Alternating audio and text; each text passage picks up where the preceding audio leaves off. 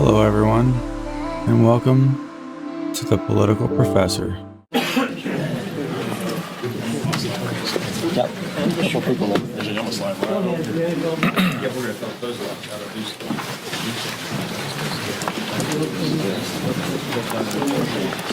Right here. All right, well, I want to thank everyone for coming out today. Today we're going to provide you with something that you all aren't used to with respect to congressional investigations, and that's evidence. Committee Republicans have spoken with multiple whistleblowers from numerous schemes involving the Biden family, reviewed Hunter Biden's laptop, and received documents of previously unknown transactions. What we found are business plans aimed at targets around the world based on influence peddling, including with people closely tied to foreign governments like China and Russia. We also found plans made to the United States where the Biden family swindled investors of hundreds of thousands of dollars, all with Joe Biden's participation and knowledge. In 2019, shortly after announcing his campaign for president, Joe Biden told the American people he had nothing to do with and never had conversations with his family about their business dealings. That was a lie. Whistleblowers described President Biden as chairman of the board for these businesses. He personally participated in meetings and phone calls. Documents show that he was a partner with access to an office. To be clear, Joe Biden is the big dog. This evidence raises troubling questions about whether President Biden is a national security risk and about whether he is compromised by foreign governments.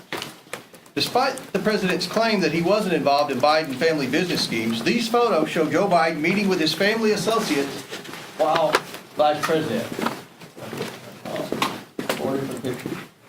Committee Republicans have identified over 50 countries the Biden family sought businesses in. On the international side of the Biden family business, the deals were often led by Hunter Biden. And that map there behind the flag shows all the countries where the Bidens had a footprint in international business dealings.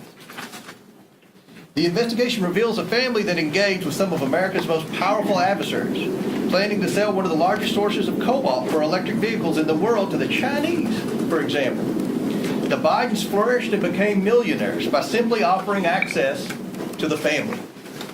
Among the dozens of shell companies the Bidens set up, there were millions of dollars of wire transfers, flights on Air Force Two to conduct personal business, and meetings with heads of state, all while Joe Biden was aware of what was happening. All the while, he turned a blind eye. Many transactions related to these businesses have raised red flags at U.S. banks. A suspicious activity report, or SAR, is a document a bank must file with the Treasury Department when a transaction is suspected to be related to money laundering or fraud or other types of criminal activity. According to media reports, the Biden family accumulated over 150 SARs. One SAR generated by an American bank to the Treasury Department connects Hunter Biden and his business associates to international human trafficking, among other illegal activities. The money that was being made from foreign principals in the same room as Joe Biden was increasingly spent on furthering illegal activity. The SARs show that Hunter Biden was conducting business with suspected human traffickers. The money gained through influence peddling was funneled to a suspected criminal enterprise. Again, one linked to human trafficking. We have repeatedly called on the Biden Treasury Department to release additional financial documents to committee Republicans, but thus far Treasury has refused. We want to know what the Biden administration is trying to hide from the American people and why they are not being transparent. We also found evidence Hunter Biden sought to evade these SARs using his financial advisor, coincidentally a Clinton administration official. We will continue to pursue all evidence, and specifically the SARs and bank records in the new Congress. As part of our investigation, we have evidence that the finances, credit cards, and bank accounts of Hunter and Joe Biden were commingled, if not shared. And on some accounts, at least, red flags were raised by banks to the account owner or owners indicating suspicious or illegal activity. One of Hunter's closest associates, Eric Sherwin, was accessing Joe Biden's money and writing checks to reimburse Hunter. Sherwin arranged the Biden's international deals around the world. At the same time, he was a frequent visitor to the White House, and Joe Biden during the Obama administration, visiting close to 30 times, and sometimes with international business partners and Hunter, according to Hunter's calendar. Sherwin was also the president of Hunter's company and was appointed by President Obama to a position in the administration. After an apparent falling out with Sherwin, Hunter began coordinating business himself, and increasingly the deals brought in Joe Biden as a direct equity holder. One of these deals involves the sale of American natural gas to China. Evidence suggests Joe Biden had a 10% equity stake through his son. And behind Glenn and Andrew is a map from Hunter's laptop. This was a PowerPoint presentation on his laptop in Chinese that they used in working with the Chinese. Now, let's think about this for a second.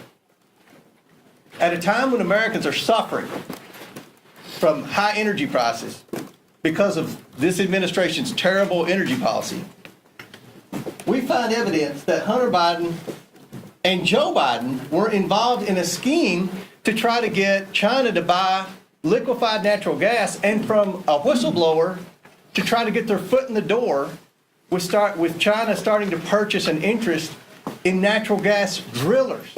Now, people are in outrage over China buying farmland in the Dakotas. What about China starting to buy into our American energy industry at a time when we have an energy crisis because of the bad policies of the Biden administration? Now let that sink in. Hunter brought in millions of dollars from this deal from entities tied to the Chinese government. In emails obtained by committee Republicans, Hunter wanted keys made for Joe Biden and Jim Biden, his office mate. He provided Joe Biden's personal cell number and called him his partner. The other partners in that deal were two people closely tied to the Chinese Communist Party.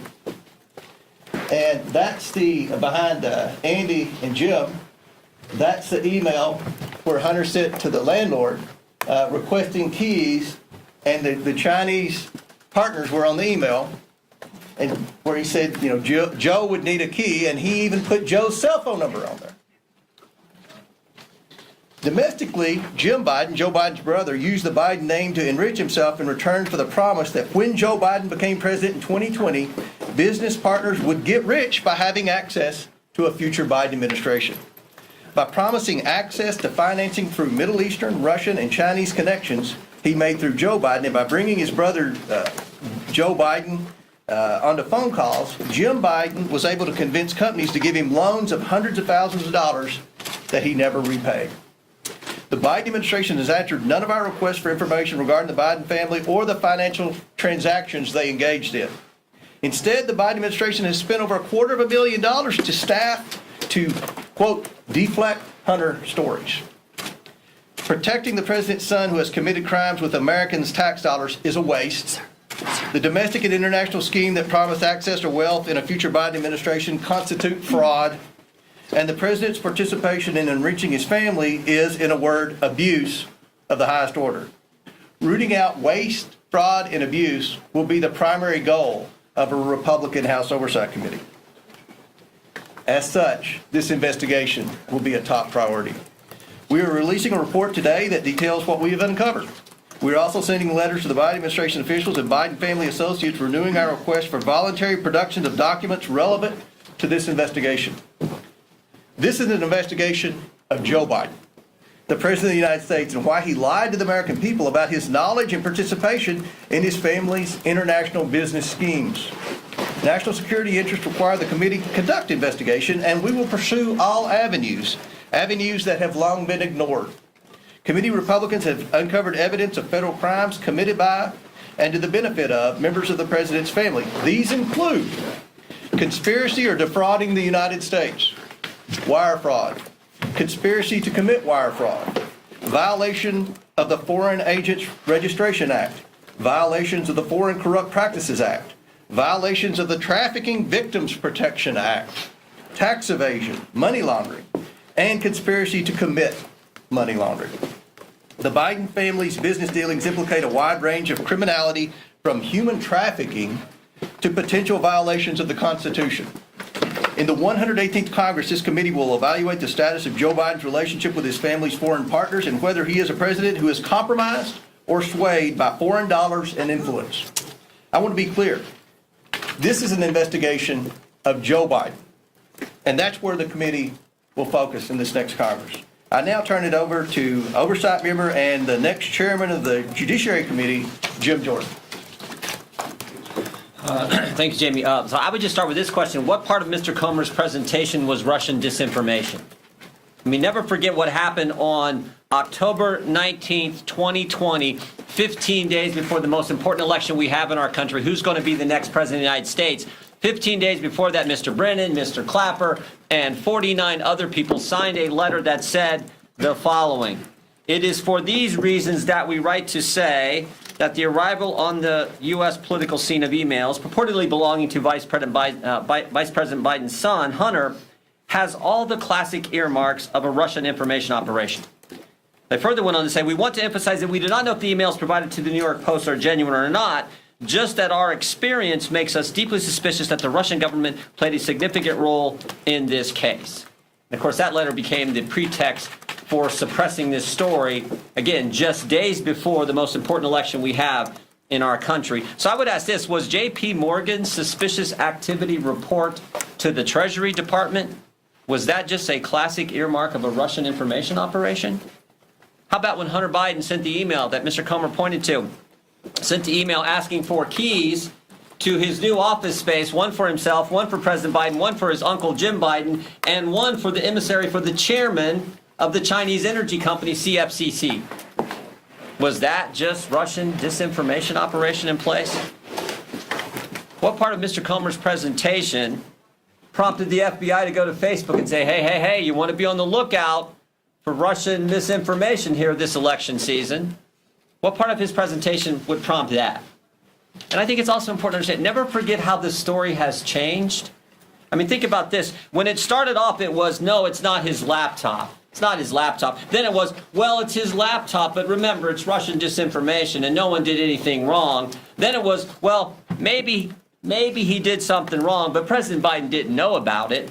And now it's, well, maybe President Biden knew about it and was involved, but it didn't influence his decisions. In fact, yesterday, there was a story in Politico which said that. The story in Politico yesterday, investigating the investigators, dim strategists to launch counterpunch to House GOP. Story in Politico yesterday, here's what I said in there. Quote, no evidence has publicly emerged that Joe Biden's decisions were affected by his son's business dealings. Wow, we went from it wasn't his laptop and it was Russian disinformation to, oh, whatever was in there didn't affect the president's business dealings, even though he was involved, even though the laptop was real, even though it wasn't disinformation. That's how far we've come. So I think there are all kinds of questions that need to be answered, and we're determined to get there. Here's some of them that I have. Did the FBI brief Twitter as well? We know they briefed Facebook. We know that had an impact on the election. There's been surveys done where thousands and thousands of voters across this country said it might have impacted their decision in the election in 2020. Did the FBI brief any of the 51 former intelligence officials who signed that letter? Again, that letter that became the pretext for suppressing this story. Who did the briefings? Who briefed Facebook? Here's a name that I think is interesting. Timothy Thibault. So Mr. Thibault, now remember, we just did a report 2 weeks ago, Judiciary Committee, a report that talked about the political influence and the political shenanigans going on in our Justice Department based on 14 FBI agents who've come talk to our office as whistleblowers. One of those agents said, and this is the term he used, he said, at the highest levels of the FBI, specifically the Washington field office, he said it's rotted to the core. Not talking about rank and file agents. They're doing good work. Talking about the top people at the Washington field office. We had another whistleblower who brought up the name Mr. Thibault and said Mr. Thibault is pressuring agents to catalog and categorize cases in a specific way to satisfy this narrative about domestic violence extremism. But what's interesting is a different whistleblower, one who didn't come to our office, a different whistleblower who went to Senator Grassley's office, said that Mr. Thibault, by the way, the head of the special agent in charge at the Washington field office, Mr. Thibault is also the guy who suppressed information about the Hunter Biden story in October of 2020. I'd like to talk to Mr. Thibault. In fact, we have asked to talk to Mr. Thibault. Even though he said publicly, I welcome a chance to answer questions, he's refused to come in and talk to us. That's someone we need to talk to. Why has the Biden administration suddenly changed their position on suspicious activity reports? Used to be, Mr. Comer wanted to see him, Any member of Congress, any chairman wanted to see him, any ranking member wanted to see him, any member of Congress, any committee, you got a chance to see him. Suddenly, no, we can't see him. I think Mr. Comer and our team at the Oversight Committee would kind of like to see the other 148. They've seen 2. They'd like to see the other 148. So we're committed to getting to the truth, the facts. We think that's what the American people are entitled to.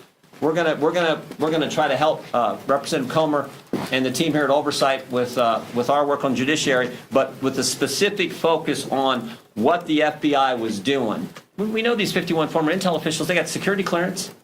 How often are they talking to the FBI? Are they talking to the FBI? Who's doing the talking? Who's doing the briefing? Were they briefed? There's so many questions that need answered so we can get to the bottom of this. And the final thing I would say is this.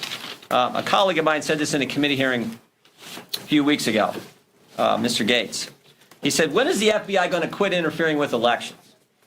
2016, they spied on President Trump's campaign. 2018, it was the Mueller investigation. 2020, they suppressed information about the Hunter Biden story. 2022, they raided the president's home 91 days before an election. Maybe it'd be nice if the FBI and the Justice Department just stayed out of it and let we the people decide who we think should represent us, who we think should lead us. That's supposed to be how America works. So this is the focus on the Judiciary Committee, the political nature at the Justice Department, and the linkage now to what was happening with the Hunter Biden story. Again, just 15 days before we have a presidential election.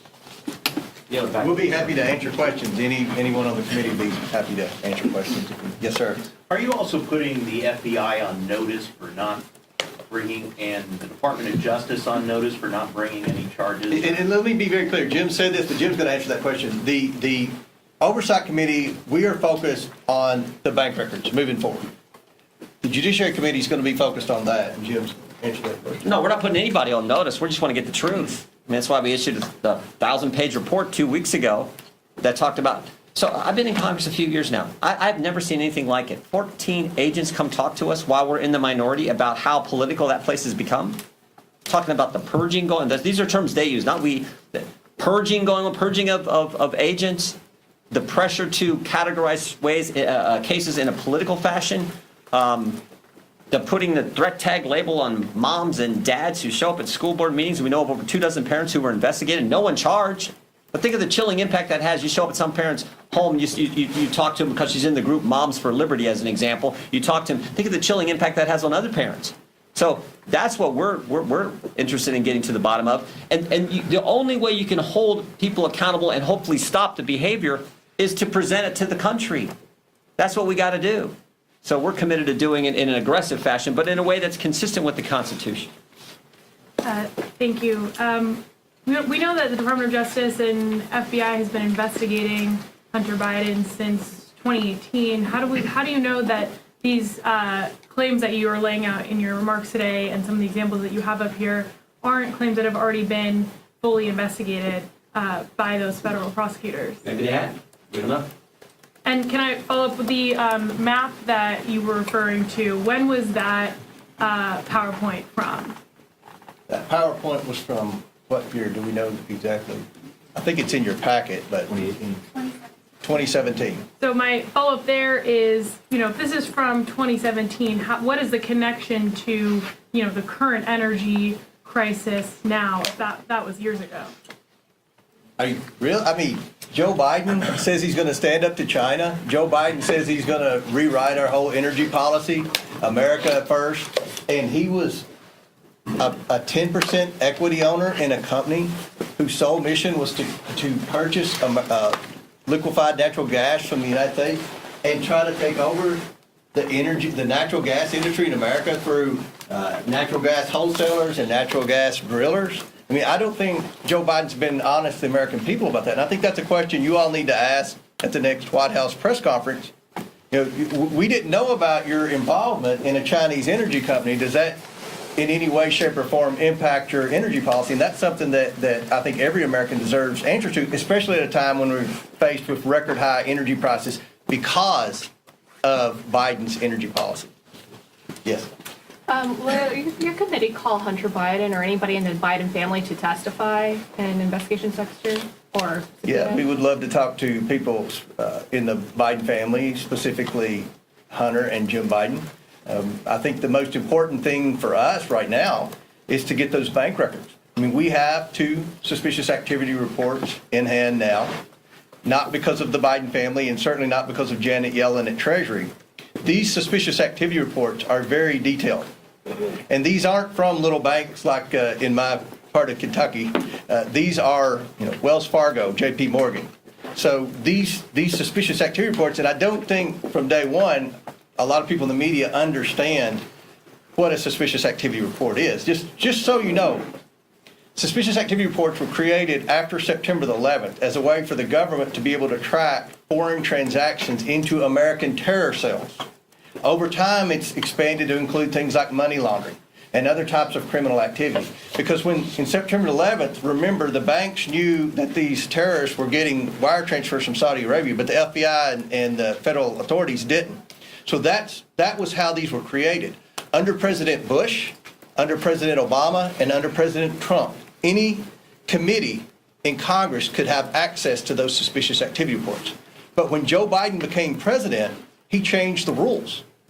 Now, does anyone here doubt my suspicion that he changed the rules because his son and possibly himself had 150 suspicious activity reports? Are we the only ones that find that odd that Joe Biden would change the rules when he became president? In fact, Maxine Waters had legislation to change the rules back. She didn't know why he changed the rules. And she had a bill, and part of the language in the bill was to override that rule and give Congress the access to those suspicious activity reports. I actually voted for Maxine Waters' bill because that was in there, and I don't vote for a lot of Maxine Waters' bills. So, yes. Thanks, Congressman, for doing this. A question for both of you. I'm wondering if you might be able to confirm that your committees will be investigating Speaker Pelosi and the Department of Justice for their treatment of defendants jailed in connection with January 6th, a promise that potentially Speaker McCarthy made to the House Freedom Caucus earlier this week. He's the Department of Justice guy. We're focused on, you saw our report, well, maybe didn't. I hope if you didn't, you take time to read it. We're focused on how political our Justice Department has become. It's not a question of if they are political, they are. They're making decisions on a political basis. We're going to look at all that. What about Pelosi and the treatment of January 6th defendants specifically? We're looking at umbrella of political operations at the Justice Department, all the way back to the very first whistleblower came to us over a year ago. About a year ago, I should say, regarding the school boards issue. So we're concerned about anything that is being done in a political fashion at the Justice Department. Because remember, you got to step back. It's supposed to be in this great country, the greatest country ever, it's supposed to be equal treatment under the law. And when you have a Justice Department that's not following that fundamental principle I think that sets our country apart from all others, that is a major problem. So you think the January 6th insurrectionists have been wrongly imprisoned? I didn't say anything. All I said is we're going to look at the politics at the Justice Department based on the fact that we have had 14 different, actually more than 14 now, whistleblowers come talk to us. That's what we're going to focus on. And my last question is just what are the grounds to investigate? If we can keep it about Hunter Biden, this is kind of a big deal, we think. If we can keep it about Hunter Biden, that would be great. I just wanted to piggyback, because she said it's for January 6th. Just what you plan to do with the January 6th investigation? It seems like you guys I think that's a question. I think that's a question for Kevin McCarthy. That we're focused on a lot of investigations now. I've been very transparent with the media on it. That wasn't one of them, but yes. Okay, so can you kind of preview how this is going to play out? So it sounds like your focus initially is going to be on these suspicious activity reports, which you endeavor to receive somehow. Is that going to be through potentially subpoenaing a bank? And then once you receive those, are you expecting a smoking gun from that, or is that going to lead to more avenues? And then finally, what deliverable are you expecting? Another report, or is this do you see this terminating as some sort of referral? How do you see this playing out? Mm-hmm. Well, obviously, with the 2 that we already have, they've opened. How did you get those? Well, we can't reveal our sources, but the 2 are on the internet, so you can dig and find them. They're out there, but we verified they're 100% factual. And I'm not questioning that, Right. but if you got that from an individual, why would that individual have 2? That's a great question. I'm glad you asked that question. Because again, I don't think a lot of people in the media and in Congress, for that matter, understand the suspicious activity report. Byron Donalds does. He's a financial expert. I've had the honor of being on a bank board. When you get a suspicious activity report, it flags every account that's had a transaction within a certain time period. Am I right, Ron? So the suspicious activity report that we have shows where Hunter Biden purchased whatever with an escort service. The escort service then paid the prostitute. Then the bank implies that the escort service is under suspicion for human trafficking. We see where the escort service is from, the prostitute from. She's not from the United States. Again, I don't want this to be about the prostitute. Here's the thing: Hunter Biden isn't this innocent guy that's just got a bad rap because he had a drug problem. And the Republicans don't need to waste any time on Hunter Biden. We're not trying to prove Hunter Biden is a bad actor. He is. If anybody wants to disagree with that, then there's nothing we have to talk about. Our investigation is about Joe Biden. And we already have evidence that would point that Joe Biden was involved with Hunter Biden on these deals. So we want the bank records, and that's our focus. We're trying to stay focused on, was Joe Biden directly involved with Hunter Biden's business deals, and is he compromised? That's our investigation. And so if you found that through the reports, what would be your deliverable? Another report, or would you refer those charges, or do you foresee this resulting in some sort of impeachment? We will issue a report. We will hand over any potential criminal activity to the appropriate authorities, and that's what we do. We investigate. No, we're a legislative body, so the liberals, we may need to change the disclosure laws. We may need to look at this investigation started because of the concern with big tech, FBI talking to big tech suppressing, throttling back information that we, the people, should have had access to when we're getting ready to make the most important decision we make as a country on who's going to lead us.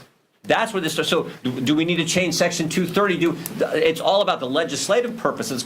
Supreme Court's been clear. That's where we got to focus. And I would just argue fundamentally it's about the First Amendment, that the idea that they were suppressing critical information that the country should have had access to. And they did it literally 15 days before. And do you tell me what in the report that Mr. Comer and the team has put together is Russian disinformation? That was all BS, and everyone knows it was BS, and frankly, should have known it at the time, and I think did know it at the time, but did it anyway. So that's the legislative purpose that we got to get to. But we don't know where that's going to go. That's what we're trying to do. Mr. Comer. Yeah, some Republicans have questioned the timing of this. Why make this your very first visible order of business, investigating President Biden and his family? If you look at the commitment to America, there were 4 tenets of that. The fourth was to hold this administration accountable. That's the job of the Oversight Committee. I know some in the media have said, well, this is what the Republicans, their whole sole focus is. This is the focus of the Oversight Committee. Now, I know Kevin said the first legislation we're going to vote on is to repeal the 87,000 IRS agents, to reduce the size of government, because that's tackling inflation. We have inflation because the Democrats have spent too much money. So we have a legislative agenda, and we're focused on a lot of things in Congress. But from the Oversight Committee, we're in charge of investigations. We feel that this is of the utmost importance. And to follow up, do you expect cooperation from the Biden administration and when it comes to the Justice Department, which is also investigating Hunter Biden? If the DOJ doesn't cooperate, what means do you have at your disposal right now to get the information that they've uncovered on him? So just on cooperation, well, first, they haven't responded to any of the correspondence, any of the letters, any of the inquiries that came from Ranking Member Comer. Second, they changed the suspicious activity report process and protocol. And third, they've now set up a committee, according to reporter, I don't know, maybe they're in this room, the report in Politico, that said, oh, they set up a committee to attack us and to come after us. So I don't know, you guess. They're probably not gonna work with us too well. But they what certainly means haven't. do you have They've done at things your that really are disposal? unprecedented, changing the SARS and setting up that's pretty unprecedented. Should Can I President follow up on Biden SARS? be forced to come and testify Look, Capitol Hill? I would say one other thing. One of the most important things we can, I guess I've said it a couple times, one of the most important things we can do is do the work that needs to be done so that we can hopefully have a Justice Department that doesn't operate in a political fashion. That's my focus, I think it's everyone's focus. So I think that's pretty darn important to the American people. Mr. George, Is just impeachment on the a table, quick follow-up Congressman question on that particular point. There's Maine Justice, and then there's Mr. Weiss in Delaware, who, as you know, was appointed by President Trump and initiated this investigation under the previous administration. Just generally, because some of these suggestions that have been made in terms of the investigation moving towards President Biden have not apparently, we haven't uncovered any evidence that that is currently being discussed in front of the grand jury in Delaware or in that particular office. Do you have confidence, forget the larger question of the Biden Justice Department, do you have confidence that Mr. Weiss is doing a thorough job in his investigation? All I'm going to say is there shouldn't be politics anywhere. It should be driven by the facts, the law, the Constitution. We've had over 14 whistleblowers come talk to us. Every single one has said at the highest levels of the Justice Department here in D.C., the Washington field office and the Justice Department here in D.C., that is where the politics are involved. That is where the political decisions are being made. We have a concern with that. That's what we're focused on. Do you have any, just to quickly follow on my follow-up, do you have any reason to believe that Maine Justice is attempting to influence the investigation? All I know is what the whistleblowers have told our office. That's what we're focused on. And I'll wrap it up with this. We'll all be available throughout the day for questions. I realize that congressional oversight doesn't have a lot of credibility in Washington. I blame Adam Schiff for that. We're going to change that. We're not going to talk about anything unless we have evidence. And that's how I started this out. You're going to be presented with something you haven't been used to over the past 4 years, evidence. And we believe that this is of the utmost importance. I've been watching the panels on CNN, everywhere else, where they say, oh, why are Republicans investigating Hunter Biden? Why are we wasting time doing this? This is an investigation of Joe Biden. I think we've laid out the evidence as to why we feel it's important, and we're going to move forward with that. We're going to do a lot of investigations. We're going to do a lot of probing. We're focused on waste, fraud, and abuse. There's no shortage of that in this federal government, let me assure you that. And that's going to be a priority for this committee. Every member of this committee is going to have priorities in areas where they're focused on in the next Congress. And we're going to try to restore credibility to congressional investigations, and we're going to try to get the backs of the taxpayers, because the taxpayer is the one that's taking it on the chin. Catherine, I'll end with you. What do you make of the fact that the U.S. Attorney in Delaware has been investigating Hunter Biden and his financial activities for 4 years, and yet no charges have been brought? I'll say that, and then Jim can end with that. Look, the more you look into Hunter Biden, the more bad things pop up. I don't know if that's the situation. I don't know if he's getting resistance at the Department of Justice. From what I've heard, they're looking into the tax evasion. There's no question he's evaded taxes. That's why he got the Hollywood lawyer to loan him $2 million to try to get caught up with the IRS on his tax bill. But at the end of the day, we're focused on some things that I think every American needs answers to. And one thing that I've learned from talking to a lot of you off the scene here is that I don't think a lot of people realize the evidence that's already out there pertaining to Hunter Biden. And I don't think anybody realized that Joe Biden is, in fact, involved in a lot of these. He was, in fact, involved in a lot of these. So the goal from this press conference is to show you, number one, this is an investigation of Joe Biden. We're focused on the bank records. We're very specifically focused on the bank records and the bank violations. And remember, Congress used to have access to the bank violations until Joe Biden changed the rules, which that in itself should be a front page story above the fold. I'm not telling you what to do, but that's pretty odd that he would change the rules to do that. And we laid out why we think it's important. So Jim can follow up. Biden?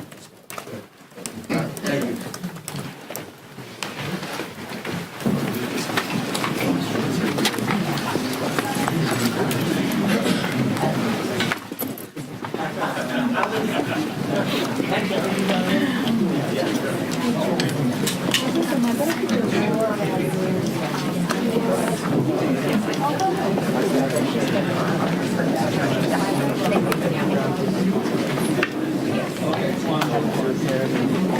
Earlier when I did a mic check before the